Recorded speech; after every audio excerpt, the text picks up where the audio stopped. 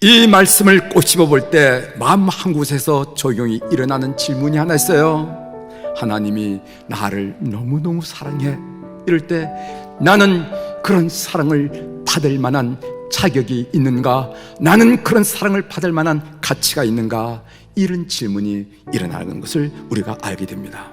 여러분께 당신은 그런 사랑을 받을 만한 사람입니까? 이렇게 여러분을 향해서 질문한다면 여러분들은 어떻게 대답할 작정이십니까? 스위스에 칼 바르트라 하는 그런 신학자가 있었어요. 이분이 미국을 방문해서 시카고, 프린스턴, 그리고 뉴저지 등의 대학에서 순례 강연을 한 적이 있습니다. 강연을 끝난 다음에 한 젊은이가 손을 들고 물었습니다. 바르트 선생님, 당신의 머리를 스쳐 지나가는 많은 사상들이 있을 텐데 그 중에서 가장 위대한 사상은 무엇입니까? 이렇게 불쑥 물어본 거예요. 바르트는 하나님께서 나를 사랑하신다는 것입니다. 나는 그것을 압니다. 왜냐하면 성경이 제게 그렇게 말하고 있기 때문입니다.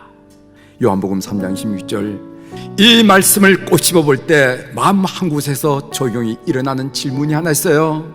나는 그런 사랑을 받을 만한 자격이 있는가? 나는 그런 사랑을 받을 만한 가치가 있는가? 이런 질문이 일어나는 것을 우리가 알게 됩니다.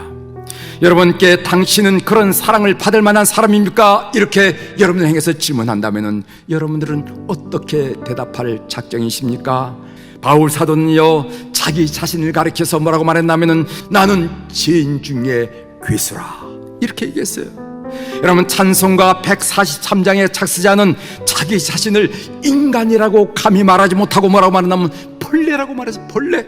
그래서 당신은 하나님의 사랑을 받을 만한 가치가 있는 존재입니까? 라고 물었을 때 우리가 일반적으로 대답하는 말은 아니죠. 나는 하나님의 사랑을 받을 만한 가치가 없습니다 하는 것이 일반적인 대답이 되리라 이렇게 믿습니다. 그러나 오늘 우리가 본문 말씀을 통하여 분명하게 알아야 할 사실이 무엇인가 하면 우리는 하나님께서 그 어떤 대가를 치르고서라도 구원해내야 할 존귀한 존재라는 것입니다. 이것이 요한복음 3장 16절이 우리에게 밝혀주는 중요한 사상입니다. 여러분, 포이에마라 하는 히라브 단어 여러분 아시죠? 포이에마.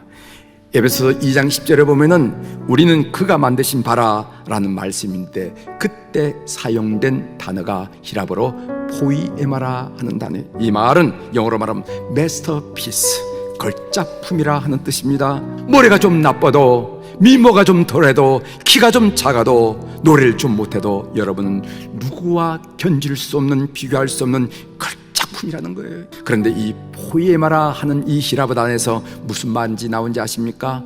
포이엠, 시라는 단어가 나왔어요. 우리는 하나님의 시란 말이에요. 우리는 하나님의 감탄사입니다. 우리는 하나님의 놀라움입니다. 우리는 하나님의 예술입니다.